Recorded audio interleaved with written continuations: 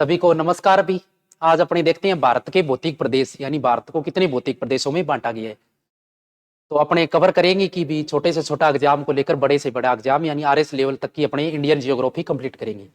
ठीक है, तो पहला अपने भारत की स्थिति विस्तार की 2 वीडियो बना दी है मैंने, और आज ये अपनी तीसरी वीडियो है जिसमें अपने बात करेंगे भारत के भौतिक प्रदेश, यानी भारत को कितने भौतिक प्रदेशों के अंदर बांटा गया है। ठीक है, तो आप अपनी कॉपी निकाल लो और कॉपी में बढ़िया तरह से आपको नोट्स बनाने हैं ताकि आपको पेपर क्लियर हो सके। ठीक है, तो छोटा सा छोटा एग्जाम दे देना आप चपरासी का, और बड़ा सा बड़ा लेवल का एग्जाम दे देना। अपने सभी कोशिश करेंगे कि अपने सपने क्वेश्चन अपनी वीडियो से आए। ठीक है, तो अपनी कॉपी निकाल लो और मैं जैसा जैसा नोट्स बढ़ाऊंगा आप वैसे वैसे बढ़ाते जाना। ठीक है, तो पहले अपने देखते हैं कि भारत को कितने भौतिक प्रदेशों के अंदर बांटा गया है। तो पहले अपने बात करते हैं। तो पहले आपको मैप बना लेना है।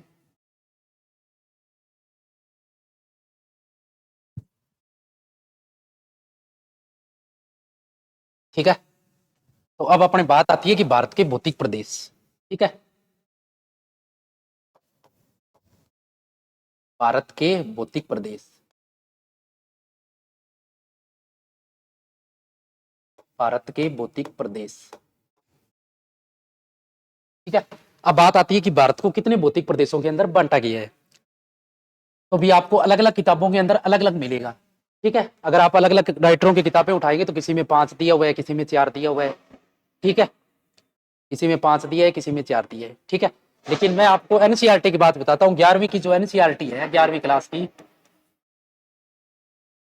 उसमें भारत के 6 भौतिक प्रदेशों के अंदर बताया गया है, यानी भारत को 6 भौतिक प्रदेशों के अंदर बांटा गया है। ठीक है, तो अपने भी एनसीईआरटी के हिसाब से पढ़ेंगे। भी कल को अगर कोई रेट लगानी हो, क्योंकि क्वेश्चन डिलीट करना हो, तो अपने उसके हिसाब से पढ़ेंगे। ठीक है, तो भारत को कितने भौतिक प्रदेशों में बांटा गया है। तो भारत को 6 भौतिक प्रदेशों के अंदर बांटा गया है। ठीक है, तो अब अपने देखते हैं कि भारत के 6 कौन कौन से भौतिक प्रदेश है। ठीक है, तो 1 नंबर हमारा भौतिक प्रदेश पड़ता है ये वाला।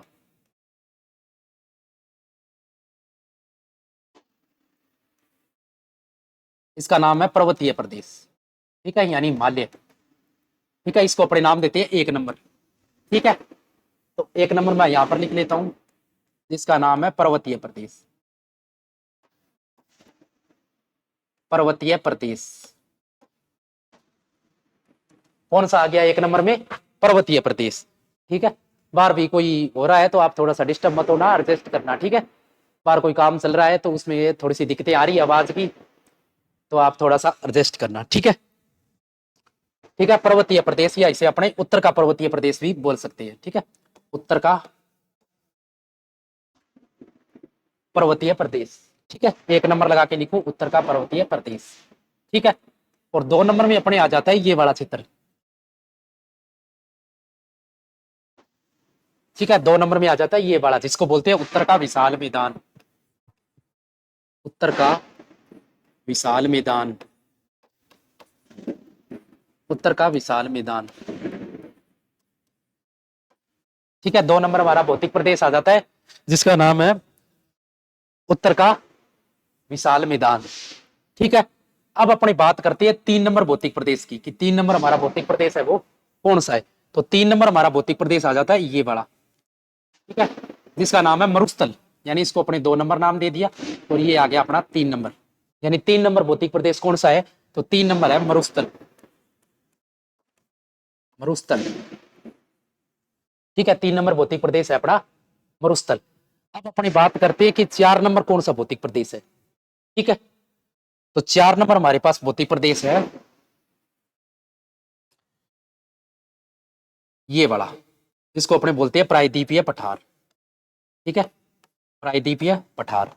4 नंबर हमारे पास भौतिक प्रदेश आ गया, इसको अपने नाम देते हैं 4 नंबर।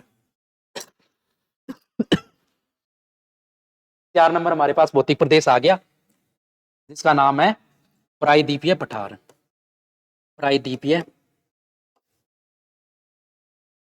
प्रायद्वीपीय पठार। ठीक है, 4 नंबर हमारे पास भौतिक प्रदेश आ गया जिसका नाम है प्रायद्वीपीय पठार। अब बात आती है कि 5 नंबर कौन सा भौतिक प्रदेश है। तो 5 नंबर हमारे पास भौतिक प्रदेश आ जाता है ये वाला, जिसको बोलते हैं अपने तटीय प्रदेश या तटीय मैदान भी इसको बोल सकते हैं। ठीक है, तो 5 नंबर हमारे पास आ गया तटीय मैदान। कौन सा आ गया? तटीय मैदान। 5 नंबर आ गया हमारे पास तटीय मैदान। अब बात करते हैं कि हमारे पास 6 नंबर का भौतिक प्रदेश कौन सा है। तो 6 नंबर हमारे भौतिक प्रदेश आ जाता है ये द्वीप समूह है। ठीक है, जो अरब सागर और बंगाल की खाड़ी में जो द्वीप समूह है, इधर लक्षद्वीप हो गया और इधर अंडमान निकोबार द्वीप समूह हो गया। तो 6 नंबर हमारे पास भौतिक प्रदेश आ जाता है जिसका नाम है द्वीप समूह है, द्वीप समूह है। ठीक है, ये 6 भौतिक प्रदेशों के अंदर हमने भारत को बांट रखा है। अब अपने देखते हैं कि 6 नंबर ये वाला हो गया भौतिक प्रदेश हमारे पास। ठीक है, पहला हमारे भौतिक प्रदेश कौन सा आ गया? उत्तर का पर्वतीय प्रदेश यानी हिमालय। दूसरा आ गया उत्तर का विशाल मैदान यानी गंगा यमुना और ब्रह्मपुत्र का जो मैदान है, उत्तर का विशाल मैदान। और 3 नंबर हमारे पास आ गया मरुस्थल, जो राजस्थान हरियाणा पंजाब गुजरात के अंदर जो फैला हुआ है 4 राज्य के अंदर, वो आ गया मरुस्थल। 4 नंबर आता है हमारे पास प्रायद्वीपीय पठार, यानी ये जो भाग है ना हमारे पास प्रायद्वीपीय पठार, ये वाला मैदान, यानी प्रायद्वीपीय पठार बोल सकते हो, ऐसे आप मैदान भी बोल सकते हो, प्रायद्वीपीय मैदान। ठीक है, अब बात आती है कि 5 नंबर कौन सा है। तो 5 नंबर हमारे पास आ गया तटीय, यानी जो तट लगते हैं ना भारत के, तटीय वाला से ये वाला क्षेत्र। ठीक है, तो ये आ गया तटीय मैदान या तटीय प्रदेश भी बोल सकते हो। और 6 नंबर आ गया अपने पास द्वीप समूह। ठीक है, ये दोनों द्वीप समूह। अब अपने एक एक करके पढ़ते हैं कि पहले पढ़ेंगे उत्तर का पर्वतीय प्रदेश। ठीक है, हिमालय को पढ़ते हैं बढ़िया तरीके से। ठीक है,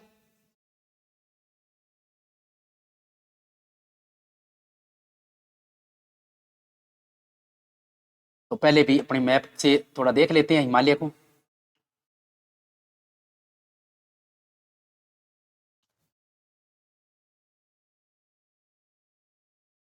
ठीक है, यहाँ एक ग्रंथि पड़ती है जिसका नाम है पामीर ग्रंथि। क्या नाम है? पामीर ग्रंथि, पामीर ग्रंथि। ठीक है, ग्रंथि किसको बोलते हैं? ग्रंथि बोलते हैं गांठ को। अब बात आती है कि पामीर ग्रंथि है कितनी श्रेणियों में बंटी हुई है। तो पामीर ग्रंथि है 3 श्रेणियों में बंटी हुई है। ठीक है, एक इसकी ये श्रेणी है, एक अपने ये श्रेणी मान लेते हैं इसकी। ठीक है, दूसरी ये वाली श्रेणी मान लेते हैं।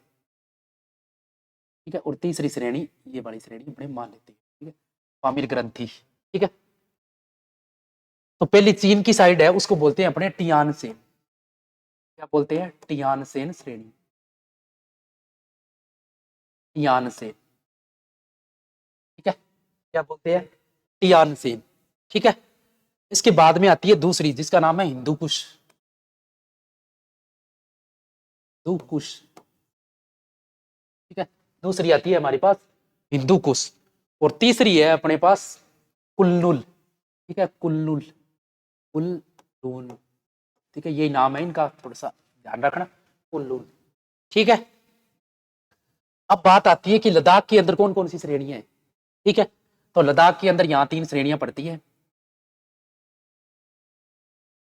अपने देखें तो 3 श्रेणियां हैं यहाँ लद्दाख के अंदर, ये है 3 श्रेणियां तो लद्दाख के अंदर पड़ती है। ठीक है, तो पहली का नाम है लद्दाख काराकोरम।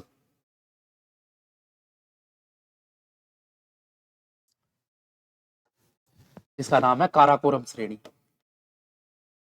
काराकोरम श्रेणी, काराकोरम श्रेणी। और दूसरी का नाम है हमारे पास जिसका नाम है लद्दाख श्रेणी, लद्दाख श्रेणी। ठीक है, और तीसरी आती है हमारे पास जिसका नाम है जास्कर श्रेणी। क्या नाम है? जास्कर श्रेणी।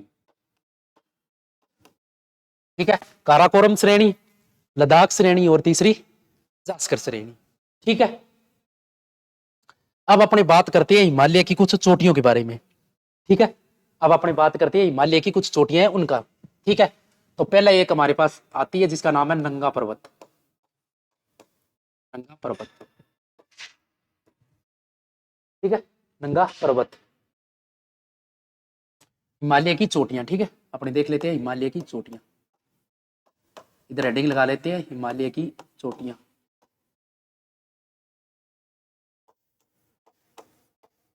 हिमालय की चोटियां, ठीक है, हिमालय की श्रेणियां। तो पहली आती है हमारे पास नंगा पर्वत। ये नंगा पर्वत पड़ता है पाकिस्तान के अंदर। कहाँ पड़ता है? पाकिस्तान के, ठीक है, नंगा पर्वत कहाँ पड़ता है? पाकिस्तान के अंदर। उसके बाद में बात आ जाती है कामेत की। ठीक है, एक श्रेणी पड़ती है जिसका नाम है कामेत। ये कामेत कहाँ पड़ती है? तो ये कामेत पड़ती है उत्तराखंड के अंदर। कहाँ पड़ती है? उत्तराखंड के अंदर। कामेत कहाँ पड़ती है? उत्तराखंड के अंदर। इसके बाद में आ जाती है त्रिशूल। त्रिशूल, त्रिशूल चोटी कहाँ पड़ती है? तो ये भी पड़ती है उत्तराखंड के अंदर। कहाँ है? उत्तराखंड के अंदर। ठीक है, फिर एक बात आती है जिसका नाम है नंदा देवी। क्या नाम है? नंदा देवी। तो नंदा देवी पड़ती है उत्तराखंड के अंदर, ये भी पड़ती है उत्तराखंड के अंदर। ठीक है, कामेत, त्रिशूल, नंदा देवी तीनों कहां पड़ती है? उत्तराखंड के अंदर। ठीक है, उसके बाद में बात आ जाती है जिसका नाम है अन्नपूर्णा। ठीक है, अन्नपूर्णा। अन्नपूर्णा, अन्नपूर्णा कहां पड़ती है? तो ये पड़ती है नेपाल के अंदर। कहां पड़ती है? नेपाल के अंदर। फिर एक नाम आ जाता है जिसका नाम है धौलाधर। धौलाधर, तो धौलाधर है, ये भी कहां पड़ती है? तो ये भी पड़ती है नेपाल के अंदर। कहां पड़ती है? नेपाल के अंदर। ठीक है, फिर एक नाम आ जाता है जिसका नाम है मकालू। ठीक है, तो मकालू भी पड़ती है नेपाल के अंदर। ठीक है, फिर एक नाम आ जाता है mount Everest. Mount Everest, mount Everest, ये चोटी भी पड़ती है नेपाल के अंदर। कहां पड़ती है? नेपाल के अंदर। ठीक है, फिर एक चोटी की नाम आ जाती है जिसका नाम है कंचनजंगा। कंचनजंगा, ये भी भारत की निर्विवादित सबसे ऊंची चोटी है। ठीक है, वैसे तो है भारत की सबसे ऊंची चोटी K2, जिसको बोलते हैं गॉडविन ऑस्टिन, लेकिन वो यहां पड़ती है। ठीक है, तो वो अभी पाकिस्तान के अंडर में है। ठीक है, अगर अपने K2 की बात करें तो वो K2 अपने ये अपना जम्मू कश्मीर मानते हैं, तो K2 यहाँ पड़ती है। ठीक है, ये एरिया है पाकिस्तान के अंडर में। किसके अंडर में है? पाकिस्तान के अंडर में। ठीक है, तो ये भी पाकिस्तान के अंडर में है, तो अभी इसको निर्विवादित यानी इस पर विवाद चल रहा है। ठीक है, पाकिस्तान बोलता है भी ये क्षेत्र हमारा है और अपने बोलते हैं हमारा है। ठीक है, वैसे है तो हमारा, लेकिन पाकिस्तान ने भी कब्जा कर रखा है फिलहाल। इसको बोलते हैं पीओके क्षेत्र। पीओके क्षेत्र, ठीक है, यानी यहाँ पर पाकिस्तान का अधिकार है। तो ये कंचनजंगा है, ये पड़ती है सिक्किम के अंदर। कहाँ पड़ती है? सिक्किम में। ठीक है, ये निर्विवादित चोटी है। अगर भारत की निर्विवादित अगर नाम आ जाए भी सबसे ऊंची चोटी कौन सी है, तो वो है कंचनजंगा। जो कंचनजंगा कहाँ पड़ती है? तो ये पड़ती है सिक्किम में। अगर सीधा वो पूछ ले कि भारत की सबसे ऊंची चोटी कौन सी है, तो वो है K2 यानी गॉडविन ऑस्टिन। ठीक है, और पूरे विश्व की सबसे अगर ऊंची चोटी पूछ ले तो वो है अपने माउंट एवरेस्ट, जो नेपाल में पड़ती है। नेपाल में इसको बोलते हैं सागरमाथा। क्या बोलते हैं? सागरमाथा। ठीक है, तो कंचनजंगा पड़ती है सिक्किम के अंदर। फिर एक चोटी आती है जिसका नाम है नामचा बरवा। नामचा बरवा, तो बात आती है कि नामचा बरवा है, ये वाली चोटी कहां पड़ती है? तो नामचा बरवा है, ये पड़ती है अरुणाचल प्रदेश के अंदर। कहां पड़ती है?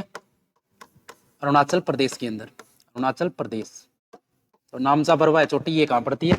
अरुणाचल प्रदेश के अंदर। ठीक है, अब अपने पढ़ते हैं ट्रांस हिमालय को, यानी हिमालय के भाग है उसको पढ़ते हैं भी। ठीक है, यानी हिमालय के भाग को अपने पढ़ते हैं। ठीक है, तो पहला आता है हमारे पास ट्रांस हिमालय। कौन सा भाग आता है हमारे पास? ट्रांस हिमालय। ट्रांस हिमालय, कौन सा भाग आता है? ट्रांस हिमालय। कौन सा आता है? ट्रांस हिमालय। अब बात करें कि ट्रांस हिमालय की ऊंचाई कितनी है। ट्रांस हिमालय की ऊंचाई है वो कितनी है? तो इसकी ऊंचाई है 4500 से लेकर 5500 मीटर। मीटर आएगा, ऊंचाई मापेंगे मीटर में आएगी, तो 4500 से लेकर 5500 मीटर। ठीक है, अब देखते हैं कि ट्रांस हिमालय वो कितनी श्रेणियों में बंटा हुआ है। तो ट्रांस हिमालय वो 3 श्रेणियों में बंटा हुआ है, अभी आपको बताया था। पहली श्रेणी है जिसका नाम है काराकोरम श्रेणी। काराकोरम श्रेणी, और दूसरी श्रेणी आपको बताई थी जिसका नाम था लद्दाख श्रेणी, लद्दाख श्रेणी। और तीसरी श्रेणी है उसका नाम है जास्कर श्रेणी, जास्कर श्रेणी। ठीक है, तो ट्रांस हिमालय वो 3 श्रेणियों में बंटा हुआ है। ठीक है, पहली श्रेणी है जिसका नाम है काराकोरम श्रेणी, और दूसरी श्रेणी है उसका नाम है लद्दाख श्रेणी, और तीसरी श्रेणी है उसका नाम है जास्कर श्रेणी। ठीक है, अब बात आती है कि काराकोरम श्रेणी की सबसे ऊंची चोटी कौन सी है। ठीक है, काराकोरम श्रेणी की सबसे ऊंची चोटी कौन सी है, तो काराकोरम श्रेणी की सबसे ऊंची चोटी है उसका नाम है K2। ठीक है, जिसको बोलते हैं अपने Godwin Austin, Godwin Austin, Godwin Austin. ठीक है, वर्तमान में ये कहां पर है, तो ये पीओके क्षेत्र यानी पाक अधिकृत क्षेत्र के अंदर है, यानी वर्तमान के अंदर यहाँ पर पाकिस्तान का है। ठीक है, आगे बात आती है अपने एक ग्लेशियर पड़ता है लद्दाख के अंदर। ठीक है, तो अपने बात करते हैं ग्लेशियर की। ठीक है, तो अपने एक ग्लेशियर आता है जिसका नाम है सियाचिन ग्लेशियर, सियाचिन ग्लेशियर।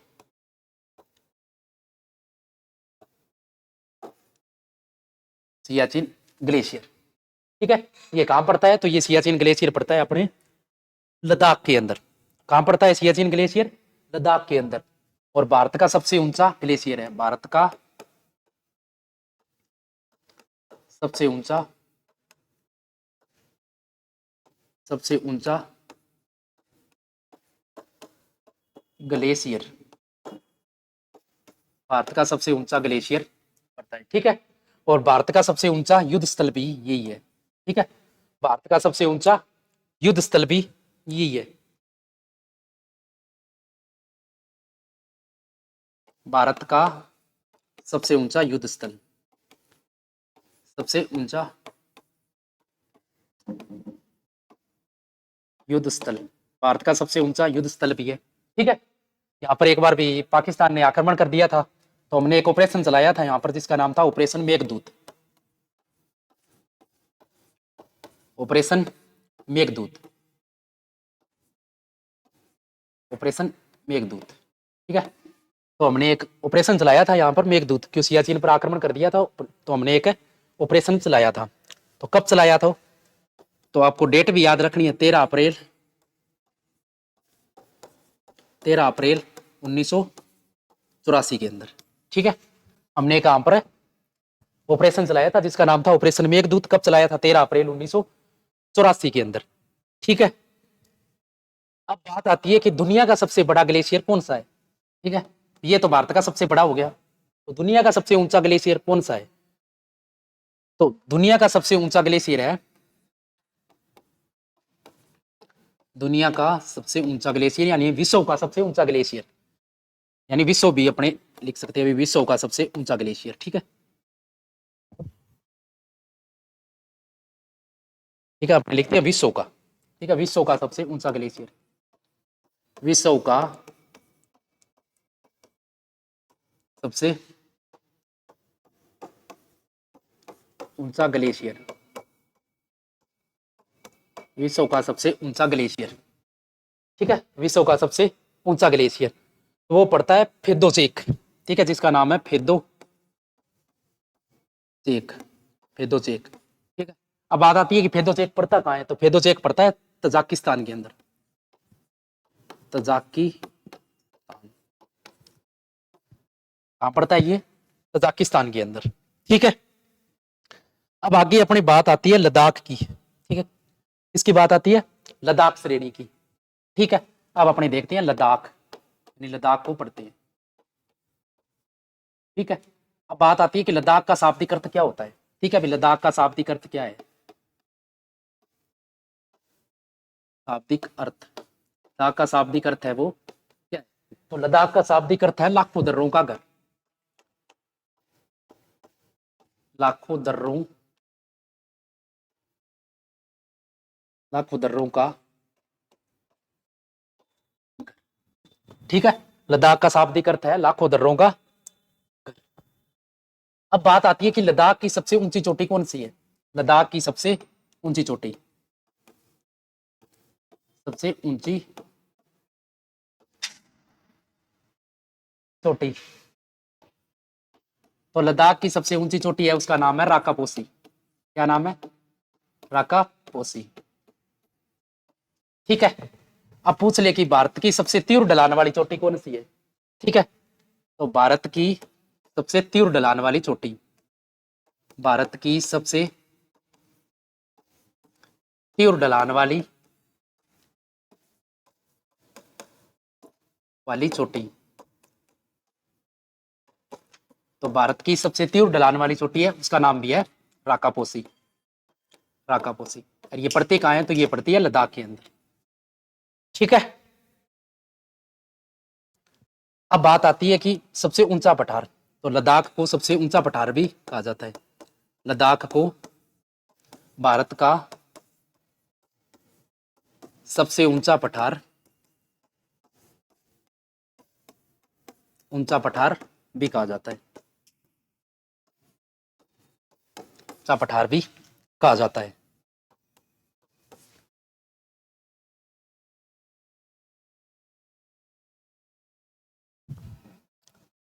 अब बात आती है कि भारत में सर्वाधिक वर्षा है वो कहाँ होती है। ठीक है, कई बार क्वेश्चन पूछ लेता है एग्जामिनर, तो सर्वाधिक वर्षा है वो भारत में कहाँ होती है।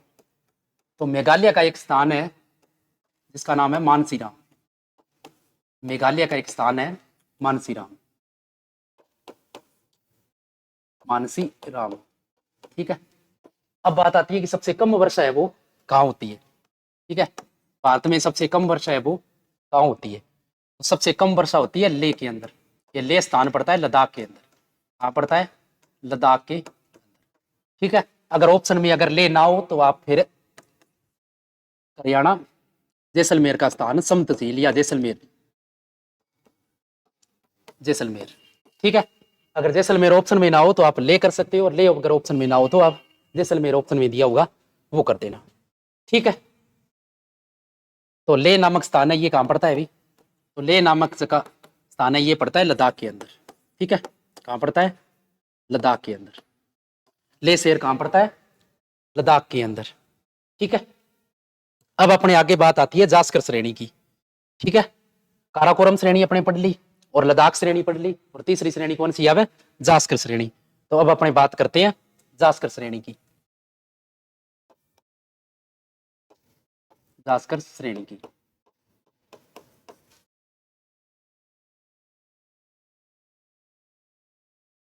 सही चल है बढ़िया।